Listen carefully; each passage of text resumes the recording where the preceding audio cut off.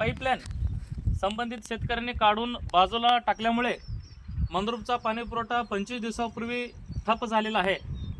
गेल्या 25 दिवसापासून कुरघोट येथील जी काही नवीन जलवाहिनी आहे, आम्ही साहेब 20-25 दिवस झालं कसं काय जलवाहिनी दुरुस्त मंद्रुप कुरवड तर 8-9 किलोमीटर अंतरावर आहे, 200 मीटर पाईप बदलायला एवढं कसं काय उशीर होत आहे असं मला सातत्याने विचारल्यावर मी म्हणलं मी ग्राउंडवर जाऊन नेमकी परिस्थिती काय आहे मी जाऊन बघतो असं त्या लोकांना मी सांगितलं। त्यानुसार फोडण्यात म्हणजे काढून दुसरीकडे टाकण्यात आलेले आहे असे मी या ठिकाणी आलेले आपण पाहू शकता।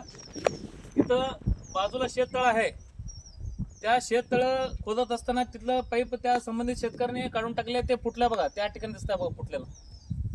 मग ग्रामपंचायतनं नवीन जलवाहिनी नवीन पाईपलाईन आणलेलं आहे मंद्रुप ग्रामपंचायतने टाकण्यासाठी। हे बघा हे नवीन पाईप मंद्रुप ग्रामपंचायतने आणलेले आहे, मात्र इथे एकही कर्मचारी